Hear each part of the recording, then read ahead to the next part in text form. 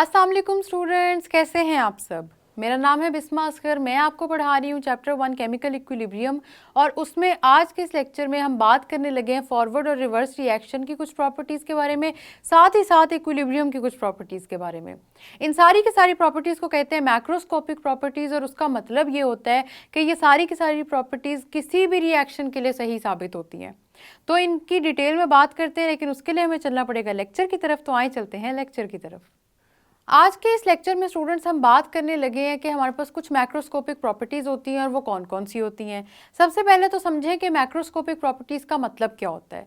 Macroscopic properties का मतलब ये होता है कि ये एक लार्ज स्केल की प्रॉपर्टीज़ हैं। आप इसको किसी भी चीज़ के लिए अप्लाई कर सकते हैं, किसी भी चीज़ पे, लेकिन नहीं करना। हम किन चीज़ों की मैक्रोस्कोपिक प्रॉपर्टीज़ पढ़ने लगे? हम पढ़ने लगे फॉरवर्ड रिएक्शन, रिवर्स रिएक्शन और डायनामिक इक्विलिब्रियम। अब सबसे पहले तो ये सोचें कि फॉरवर्ड रिएक्शन और रिवर्स रिएक्शन में डिफरेंस क्या होता है, और ये कौन से रिएक्शन का पार्ट है। हमें पता है कि फॉरवर्ड और रिवर्स रिएक्शन हमारे पास रिवर्सिबल रिएक्शन का पार्ट है, इरिवर्सिबल का ये पार्ट नहीं है। क्यों? क्योंकि इरिवर्सिबल ने जब रिवर्स ही नहीं होना तो उसमें रिवर्स रिएक्शन कैसे हो सकता है? उसमें सिर्फ फॉरवर्ड डायरेक्शन होगी, there will be no reverse direction. ठीक है। अब मैक्रोस्कोपिक प्रॉपर्टीज का मतलब ये है कि आप कोई भी रिवर्सिबल रिएक्शन ले लें, उसकी अगर फॉरवर्ड डायरेक्शन की मैं आपको 2 से 3 प्रॉपर्टीज बताऊं तो वही अप्लाई होंगी हर रिएक्शन पे, साथ ही साथ रिवर्स की जो प्रॉपर्टीज बताऊं तो वही अप्लाई होंगी हर रिएक्शन पे। अब प्रॉपर्टीज हैं क्या? फॉरवर्ड रिएक्शन आपने हमेशा याद रखना है, लेफ्ट टू राइट जाता है। आप जिस तरह से केमिकल इक्वेशन लिखते हैं ना, उसमें भी आप देख लें कि आप लेफ्ट साइड पे हमेशा रिएक्टेंट्स लिखते हैं और राइट साइड पे प्रोडक्ट्स लिखते हैं। तो फॉरवर्ड का मतलब होता है कि इसकी डायरेक्शन क्या है, लेफ्ट टू राइट। और उसी तरफ आपका जो रिवर्स डायरेक्शन का रिएक्शन होता है ना, ये हमेशा राइट टू लेफ्ट जाता है, प्रोडक्ट टू रिएक्टेंट जाता है। इसीलिए आपने याद रखना है इन दोनों की डायरेक्शन एक दूसरे के ऑपोजिट होती है। ये बात समझ में आ रही है कि your reverse reaction is opposite to your forward reaction, कि इनकी डायरेक्शन ऑपोजिट होती है। लेफ्ट टू राइट जाएगा आपका फॉरवर्ड रिएक्शन, और राइट टू लेफ्ट आएगा आपका रिवर्स रिएक्शन। सबसे पहली बात तो ये थी। दूसरी बात ये है कि देखें, बिल्कुल कॉमन सेंस वाली बात है, लेफ्ट टू राइट जा रहा है, इसका मतलब ये हुआ कि फॉरवर्ड रिएक्शन प्रोडक्ट्स बनाएगा, जबकि रिवर्स रिएक्शन रिएक्टेंट्स बनाएगा। रिवर्स रिएक्शन रिवर्स आर से है, रिएक्टेंट्स भी आर से है, इसलिए याद रख लें कि रिवर्स रिएक्शन हमेशा रिएक्टेंट्स बनाएगा, और फॉरवर्ड जो डायरेक्शन है ना, उसमें आपके पास हमेशा ही प्रोडक्ट्स बनेंगे। ये हो गई 2 प्रॉपर्टीज। तीसरी बात कर लेते हैं इनकी स्पीड के बारे में। तो स्टूडेंट्स आपने याद रखना है कि आपका जैसे ही रिएक्शन स्टार्ट होगा तो फॉरवर्ड रिएक्शन बहुत फास्ट होगा, क्योंकि वो जल्दी जल्दी प्रोडक्ट्स बना रहा होगा रिएक्टेंट से, तो आपका फॉरवर्ड रिएक्शन बड़ा फास्ट होगा। लेकिन ग्रेजुअली ये स्लो होने लग जाएगा। मतलब स्टार्ट तो ये तेज़ी से करेगा जैसे हमने ग्राफ में डिस्कस किया था, लेकिन थोड़े टाइम बाद ये फॉरवर्ड रिएक्शन आपका स्लो होने लग जाएगा। क्यों स्लो हो रहा है? क्योंकि आपका रिवर्स डायरेक्शन का जो रिएक्शन है वो स्पीड अप होने लग गया है। अब वो जो रिवर्स डायरेक्शन का रिएक्शन है वो स्पीड अप क्यों हो रहा है? क्योंकि आपके पास वही जो प्रोडक्ट्स पहले बड़ी तेज़ी से बने थे उनका ब्रेकडाउन शुरू हो जाएगा, और आपके पास रिएक्टेंट्स बनने शुरू हो जाएंगे। तो ये बात समझ में आ रही है कि पहले क्योंकि प्रोडक्ट ज़्यादा बन रहे हैं इसलिए फॉरवर्ड रिएक्शन फास्ट है, उसके बाद आपके पास रिएक्टेंट ज़्यादा बन रहे हैं इसलिए आपका रिवर्सिबल रिएक्शन फास्ट है। तो आपने याद रखना है कि जो आपका फॉरवर्ड डायरेक्शन का रिएक्शन है, इट स्लोज डाउन ग्रेजुअली। पहले तो इसकी स्पीड बड़ी होगी, लेकिन ये आहिस्ता आहिस्ता स्पीड कम होने लग जाएगी। और रिवर्स डायरेक्शन में जो रिएक्शन है हमेशा इट स्पीड्स अप ग्रेजुअली, मतलब इसकी स्पीड आहिस्ता आहिस्ता बहुत ज़्यादा हो जाएगी। ये बात समझ में आ गई? इस तरह हाइड्रोजन और आयोडीन की फॉर्मेशन से हमने हाइड्रोजन आयोडाइड डिस्कस किया ना, तो सबसे पहले आपके पास स्टूडेंट्स याद रखना है हाइड्रोजन आयोडाइड बहुत ज़्यादा बनेगा, रिएक्शन मिक्सचर में आपको पर्पल कलर फेड होता नजर आएगा। थोड़ी देर बाद हाइड्रोजन आयोडाइड का ब्रेकडाउन शुरू हो जाएगा, वो वापस से कन्वर्ट होगा हाइड्रोजन में और आयोडीन में, और आपको हाइड्रोजन और आयोडीन नजर आएंगे, जिसका मतलब क्या है कि आयोडीन क्योंकि पर्पल है तो पर्पल कलर दोबारा नजर आना शुरू हो जाएगा। तो बात समझ में आ रही है कि यहाँ पे हो क्या रहा है? तो इस तरह से क्या होगा कि आपका फॉरवर्ड रिएक्शन भी होगा, रिवर्स भी होगा, लेकिन फॉरवर्ड स्टार्ट में बहुत तेज होगा, उसके बाद वो स्लो हो जाएगा। रिवर्स स्टार्ट में स्लो होगा, बाद में वो तेज होने लग जाएगा। सारा कुछ लिखा आपको नजर आ रहा है, इसलिए मैं चाहती हूँ कि जो आप देख रहे हैं सारा कुछ इन चीज़ों का आप नोट्स भी बनाएं, पॉइंट्स लिख लें, क्योंकि इससे आपको ये चीज़ें याद रहेंगी।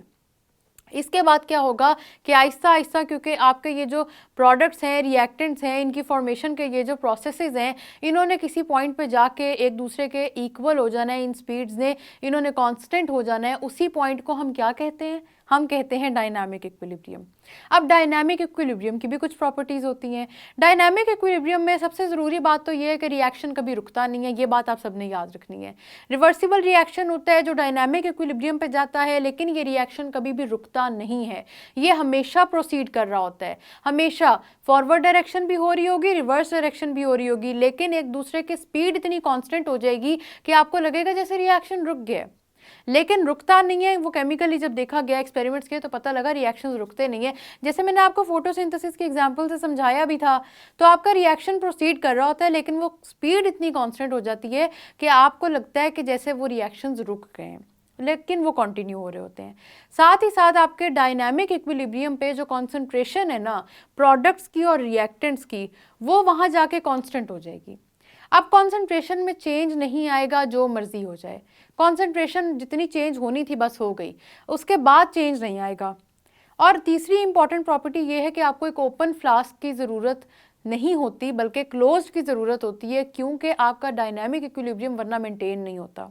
इस बात को समझने के लिए आए स्टूडेंट्स, हम चलते हैं लाइट बोर्ड पे और वहीं पे हम बाकी डायनामिक इक्विलिब्रियम की प्रॉपर्टीज़ को भी डिस्कस करेंगे। तो स्टूडेंट्स, अभी हम डिस्कस करने लगे हैं कि हमारे पास डायनामिक इक्विलिब्रियम की प्रॉपर्टीज़ क्या होंगी। डायनामिक इक्विलिब्रियम की एक बड़ी इंपॉर्टेंट प्रॉपर्टी स्टूडेंट्स ये होती है कि इसके लिए क्लोज्ड सिस्टम की ज़रूरत होती है।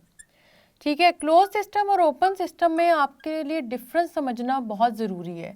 डिफरेंस इनमें बहुत माइन्यूट सा ही है और उसका डिफरेंस के पीछे एक रीज़न भी है। इसीलिए हम कहते हैं कि डायनामिक इक्विलिब्रियम के लिए हमेशा हमें क्लोज सिस्टम की ज़रूरत होती है। उस डिफरेंस को ज़रा समझें गौर से। देखिए, आपके पास एक कंटेनर है जिसमें आपने वाटर डाला हुआ है, और वाटर ऐड करने के बाद आपने क्या किया है कि आपने इस कंटेनर को हीट करना शुरू कर दिया है। ठीक है, हीट प्रोवाइड की। अब क्या होगा, ये वाटर एवेपोरेट करेगा, वाटर मॉलिक्यूल्स क्या होंगे, यहाँ पे लिक्विड से गैस में कन्वर्ट होना शुरू हो जाएंगे। लिक्विड से जब वाटर गैस में कन्वर्ट होता है ना स्टूडेंट्स, इसको कहते हैं एवेपोरेशन का प्रोसेस। ये होगा एवेपोरेशन का प्रोसेस। और क्योंकि आपने इस कंटेनर को ऊपर से खुला छोड़ा हुआ है ना, यूँ समझे खाली है, आपने उसमें पानी डाला है, पानी को उबालना शुरू कर दिया है। अब क्योंकि ये खाली है, ऊपर से खुला आपने छोड़ा हुआ है, तो क्या होगा, जो वाटर गैस फॉर्म में कन्वर्ट होगा, मतलब वाटर वेपर्स की फॉर्म में कन्वर्ट होगा, वो कंटेनर से एवेपोरेट करके निकलना शुरू हो जाएगा। ठीक है, ये जो वाटर एवेपोरेट कर गया, ये किसी तरह भी आप इस कंटेनर में वापस नहीं ला सकते। इसलिए क्या हुआ, एवेपोरेशन का प्रोसेस होगा। जब तक आप हीट प्रोवाइड करते रहेंगे तब तक ये एवेपोरेट होता रहेगा वाटर, लेकिन वापस से लिक्विड में कन्वर्ट नहीं होगा, निकलता जाएगा और बस एयर का पार्ट बन जाएगा। दूसरी जगह पे आपने क्या किया कि यहीं पे इसी तरह का एक और कंटेनर लिया, लेकिन आपने इस कंटेनर को बंद कर दिया, ऊपर से कोई लिड रख दी या कुछ भी रख दिया, जिससे आपने ये कंटेनर क्लोज कर दिया। इसके अंदर आपने वाटर लिया और अब आपने क्या किया है कि वाटर को हीट करना शुरू कर दिया है। वही होगा जो पहले भी बात की, लिक्विड से गैस में वाटर कन्वर्ट होने लग जाएगा, एवेपोरेशन वाला प्रोसेस होगा। ठीक है, लिक्विड से गैस में जब कन्वर्ट होगा और वाटर के मॉलिक्यूल्स जब यहाँ पहुँचेंगे तो देखेंगे कि हमारे पास तो एस्केप का या निकलने का कोई तरीका नहीं है। तो क्या होगा कि ये वाटर मॉलिक्यूल्स वापस आना शुरू हो जाएंगे और वापस नीचे की तरफ वाटर में गिरने लग जाएंगे। एवेपोरेशन का प्रोसेस था जिसमें वाटर वेपर्स में कन्वर्ट हुए और वापस से लिक्विड फॉर्म में नहीं आए। अब अगर वेपर फॉर्म से ये वापस लिक्विड फॉर्म में आ रहे हैं तो स्टूडेंट इस प्रोसेस को कहते हैं कंडेंसेशन। ठीक है, तो आप सबने याद रखना है कि कंडेंसेशन के लिए ज़रूरी क्या चीज़ हो गई कि आपके पास जो आपका कंटेनर है वो क्लोज्ड हो। अगर कंटेनर ओपन होगा तो इसका मतलब है कि जितनी चीज़ें गैस फॉर्म में जा रही हैं वो इस कंटेनर को एस्केप कर जाएंगी, और एस्केप करने के बाद फिर क्या होगा कि आप किसी तरह भी उनको रिकवर नहीं कर सकेंगे, उस फॉर्म में नहीं ले जा सकेंगे जहां आप उसको ले जाना चाहते हैं। इसीलिए ज़रूरी होता है स्टूडेंट्स कि आप इस कंटेनर को क्लोज कर दें। अब आप इसको अगर हीट प्रोवाइड करेंगे, वाटर एवेपोरेट तो करेगा, लेकिन वो गैस मॉलिक्यूल्स क्योंकि बाहर नहीं निकल पाएंगे, वाटर अंदर ही वापस गिर जाएगा और इसको हम कहेंगे कि वो कंडेंस हो गया है। तो आपने देखा कि इक्विलिब्रियम मेंटेन हो जाएगा एवेपोरेशन और कंडेंसेशन में। एवेपोरेट भी हो रहा है वाटर क्योंकि हीट प्रोवाइड हो रही है, साथ ही साथ कंडेंस भी हो रहा है क्योंकि वो निकल नहीं पा रहा बाहर, वापस से लिक्विड में कन्वर्ट होगा। इसको कहते हैं इक्विलिब्रियम मेंटेन हो गया। लेकिन ओपन कंटेनर में आप कभी भी इक्विलिब्रियम मेंटेन नहीं कर सकते। इस ओपन कंटेनर में आप कंडेंसेशन नहीं कर सकते उन वाटर वेपर्स की जो ऑलरेडी गैस में कन्वर्ट हो चुके हैं। इसीलिए कहा जाता है कि हमें डायनामिक इक्विलिब्रियम के लिए क्लोज्ड सिस्टम की ज़रूरत होती है, क्योंकि स्टूडेंट्स अगर आपके पास कोई ऐसा प्रोडक्ट है कि जो गैस फॉर्म में है, वो अगर एक दफ़ा एस्केप कर गया वो वापस नहीं आएगा। अब वो क्योंकि वापस नहीं आएगा, आप उसको रिकवर नहीं कर सकते, तो आपका रिएक्शन वहीं पर रुक जाएगा। इसकी एक इम्पॉर्टेंट एग्जांपल जो हमने पढ़ी है हमारी बुक में, वो है कैल्शियम कार्बोनेट की फॉर्मेशन और डीकम्पोजिशन। कैल्शियम कार्बोनेट को जैसे ही आपने डीकम्पोज करवाया स्टूडेंट्स, तो आपने देखा कि ये कन्वर्ट होता है कैल्शियम ऑक्साइड में, और साथ ही ये कन्वर्ट होता है कार्बन डाइऑक्साइड में। याद है ये रिएक्शन सबको, क्योंकि हमने इतनी दफ़ा पढ़ा है, आई होप आप सबको ये रिएक्शन याद होगा। आप सबको पता है कि कार्बन डाइऑक्साइड यहाँ पे गैस फॉर्म में है, ठीक है। अगर आपने ये रिएक्शन क्लोज्ड कंटेनर में कराया तो कार्बन डाइऑक्साइड के पास मौका ही नहीं कि ये निकले, लेकिन अगर आपने ये रिएक्शन क्लोज्ड स्टेट में ना कराया तो ये कार्बन डाइऑक्साइड एस्केप कर जाएगी। अब क्या बात कर रही हूँ मैं, ज़रा इसको गौर से सुनिएगा। आपके पास यहाँ पे एक कंटेनर मौजूद है जिसके अंदर आपने कैल्शियम कार्बोनेट डाल दिया है, और आपने इस कैल्शियम कार्बोनेट को रख दिया है कि ये डीकम्पोज हो। हीट देंगे, जाहिर सी बात है, जो कंडीशंस चाहिए डीकम्पोज करने के लिए वो करना शुरू कर देंगे आप। लेकिन अब ये क्या होगा, कैल्शियम कार्बोनेट कैल्शियम ऑक्साइड में भी कन्वर्ट होगा और ऐसी कार्बन डाइऑक्साइड में कन्वर्ट होगा कि जो निकल जाएगी। हमेशा कार्बन डाइऑक्साइड का याद रखना है कि कार्बन डाइऑक्साइड ये नहीं है कि अब अगली दफ़ा कोई डिफरेंट किस्म की प्रोड्यूस होगी, ऐसा नहीं होगा। कार्बन डाइऑक्साइड गैस है, आप ओपन कंटेनर में रिएक्शन करें या क्लोज्ड कंटेनर में करें, इस कार्बन डाइऑक्साइड ने, गैस ने उसी तरह बिहेव करना है जैसे गैस बिहेव करती है। गैस क्या करती है, उसको बहुत ज़्यादा जगह चाहिए होती है अपने लिए ताकि वो फ्री मूवमेंट कर सके। तो क्योंकि आपने कंटेनर को ओपन छोड़ा हुआ है तो ये कार्बन डाइऑक्साइड बाहर निकल जाएगी, जिसकी वजह से क्या रिएक्शन मिक्सचर के अंदर बच जाएगा। अब देखें ना, अगर ये कार्बन डाइऑक्साइड यहाँ से ख़त्म हो रही है तो आपके पास पीछे क्या रह गया, आपके पास रह गया कैल्शियम ऑक्साइड और कैल्शियम कार्बोनेट। अब आप मुझे बताएं, बल्कि सोचें कि क्या आप इस कैल्शियम ऑक्साइड से सिर्फ कैल्शियम कार्बोनेट बना सकते हैं? आपको कैल्शियम कार्बोनेट बनाने के लिए कैल्शियम ऑक्साइड की भी ज़रूरत है और कार्बन डाइऑक्साइड की भी ज़रूरत है।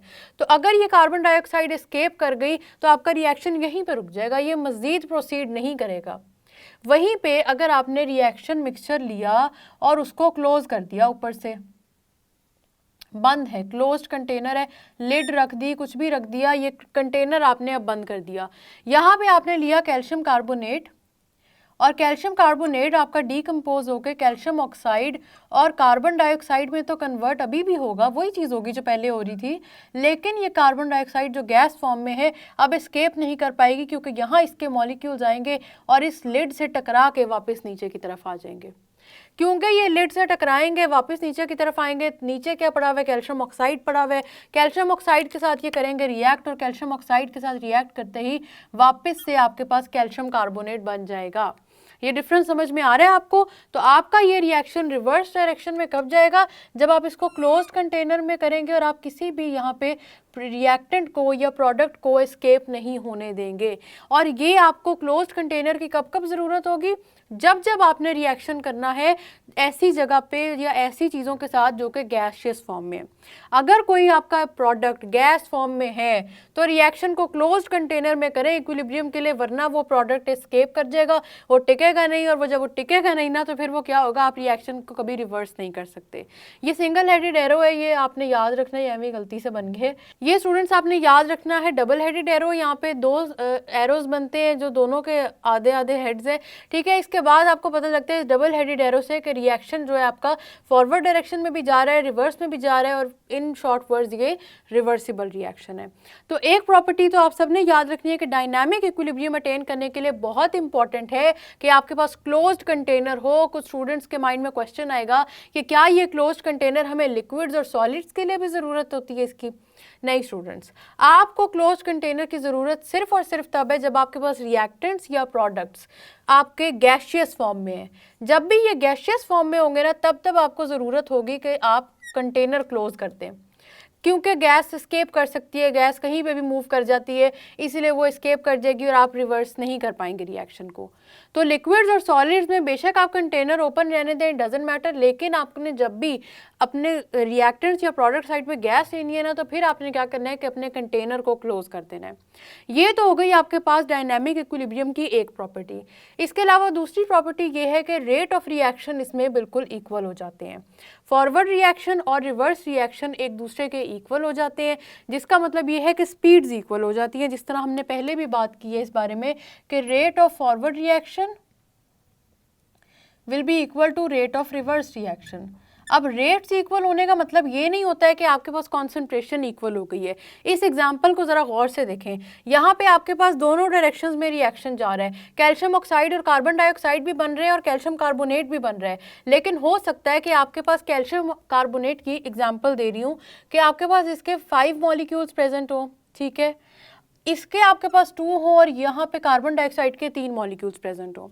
एग्जाम्पल दे रही हूँ, ये आपने वैसे नहीं समझ लेनी, हाइपोथेटिकल एग्जाम्पल है आपको समझाने के लिए। अब क्या होगा कि इक्विलिब्रियम पे अगर इसके 5 हैं तो 5 ही रहेंगे, इससे ना ज़्यादा होंगे ना कम होंगे। साथ ही साथ अगर कैल्शियम ऑक्साइड के 2 हैं तो वो 2 ही रहेंगे। कार्बन डाइऑक्साइड की क्वांटिटी अगर 3 मोल है तो वो उतनी ही रहेगी। आपके इक्विलिब्रियम पे ये क्वांटिटीज अब चेंज नहीं होगी, जितनी हो गई है ना इक्विलिब्रियम पे ये उतनी ही रहेंगी। ये 5 ही रहेगी, 2 ही रहेगी, 3 ही रहेगी। यहाँ पे आके हम इसलिए कहते हैं कि कॉन्सेंट्रेशंस इक्वल नहीं होती, क्वांटिटीज़ डिफरेंट हो सकती हैं। रिएक्टेंट्स और प्रोडक्ट्स की क्वांटिटीज़ डिफरेंट होंगी, ये भी बात याद रखनी है। बहुत कम केसेस में होगा कि आपके पास क्वांटिटीज़ दोनों की सेम हो जाए। कॉन्सेंट्रेशन कभी भी इक्वल नहीं होती, लेकिन आपकी स्पीड या रेट ऑफ रिएक्शन इक्वल हो जाता है। तो याद रखना है कि आपके पास कॉन्सेंट्रेशन कभी भी इक्वल नहीं होती। ये है प्रोडक्ट की कॉन्सेंट्रेशन, ये है रिएक्टेंट की कॉन्सेंट्रेशन, ये कॉन्सेंट्रेशंस कभी भी इक्वल नहीं होंगी।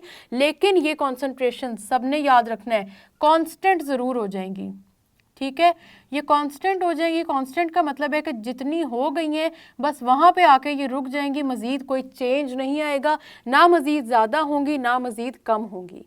ये बात समझ में आ गई। इसके अलावा आप अपने रिएक्शन को जिस मर्जी साइड से स्टार्ट करें, जैसे ये रिएक्शन गिवन है ना, आप बेशक इसको कैल्शियम कार्बोनेट से स्टार्ट करने के बजाय रिएक्शन मिक्सचर में सबसे पहले कैल्शियम ऑक्साइड और कार्बन डाइऑक्साइड डाल दें। अगर इस रिएक्शन ने इक्विलिब्रियम पे जाना है, जो कि इसने जाना है, तो ये फिर भी चला जाएगा, चाहे आप इसको रिएक्टेंट से शुरू करें चाहे आप इसको प्रोडक्ट से शुरू करें। ये बात समझ में आ रही है कि डायनामिक इक्विलिब्रियम की ये प्रॉपर्टी है कि it doesn't matter from where you start the reaction. आपका रिएक्शन चाहे रिएक्टेंट साइड से स्टार्ट हो चाहे प्रोडक्ट साइड से स्टार्ट हो, थोड़ी देर बाद उस रिएक्शन ने क्योंकि इक्विलिब्रियम पे जाना है वो चला जाएगा फिर भी।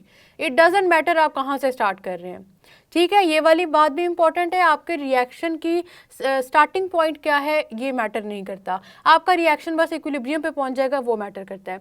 दूसरा हमने बात की कॉन्सेंट्रेशन कांस्टेंट हो जाती है, इसी तरह जितनी फिजिकल प्रॉपर्टीज़ होती हैं वो सारी कांस्टेंट हो जाती हैं।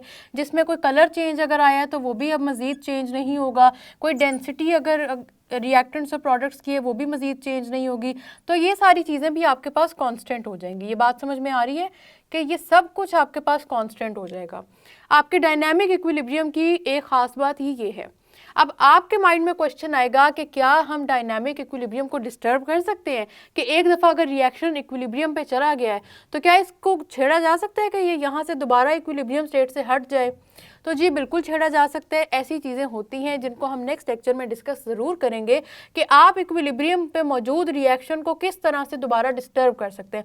डिस्टर्ब करना ही कहेंगे ना कि ऑलरेडी वो इक्विलिब्रियम पे मौजूद है और आप फिर उसको तंग कर रहे हैं कि जी अब तुम बैलेंस पे मत रहो, हम तुम्हें तंग कर रहे हैं ताकि तुम रिएक्टेंट या प्रोडक्ट साइड पे जाओ। बिल्कुल डिस्टर्ब होता है आपका इक्विलिब्रियम, कुछ फैक्टर्स होते हैं जिस वजह से डिस्टर्ब होता है। लेकिन आप सबने याद रखना है हर रिएक्शन की ये क्वालिटी है कि वो बेशक डिस्टर्ब हो जाए वो वापस से अपने इक्विलिब्रियम पे आ जाता है। डिस्टर्बेंस के कुछ फैक्टर्स हैं, डिस्टर्बेंस की कुछ बातें हैं, वो भी हम करेंगे। लेकिन अभी आपने याद रखना है कि अगर आप इक्विलिब्रियम को डिस्टर्ब कर भी दें वो फिर भी वापस इक्विलिब्रियम पे आ जाएगा रिएक्शन।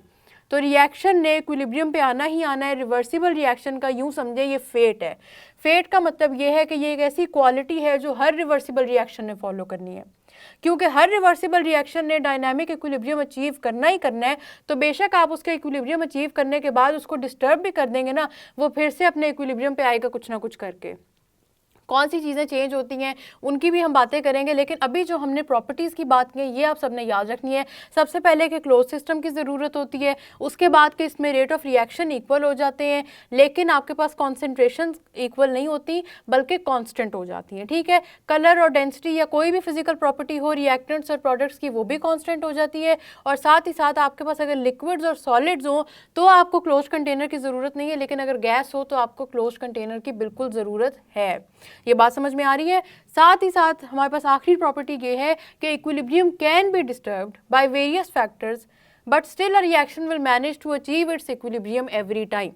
ये बात आप सबने याद रखनी है। इक्विलिब्रियम डिस्टर्ब होता है लेकिन फिर भी वापस से इक्विलिब्रियम पे वो रिएक्शन आ जाता है। इस पे एक प्रिंसिपल बना है जिस प्रिंसिपल का नाम है ली शैटलियर्स प्रिंसिपल, और किस तरह हम उसको डिस्कस करते हैं कि एक रिएक्शन कैसे इक्विलिब्रियम पे वापस आ रहा है, वो बात हम ज़रूर करेंगे। लेकिन उससे पहले मैं चाहती हूँ कि आपको ये सारे के सारे कॉन्सेप्ट्स आते हों।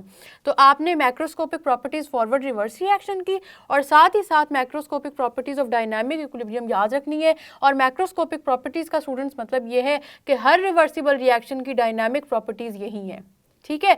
हर डायनामिक इक्विलिब्रियम में यही प्रॉपर्टीज़ होंगी, यही फॉलो होंगी। आप रिएक्शन जो मर्जी ले लें, यहाँ मैंने कैल्शियम कार्बोनेट की एग्जांपल दी, आप हाइड्रोजन आयोडाइड की एग्जांपल ले लें, यही वो सारी की सारी एग्जांपल्स हैं। इनको रिवाइज करें, कौन सी चीज़ें हमारे इक्विलिब्रियम को डिस्टर्ब करती हैं उसके बारे में भी बात करेंगे, लेकिन पहले इनको देखें ताकि आपको समझ आ सके कि एक रिएक्शन इक्विलिब्रियम पे कैसे आता है।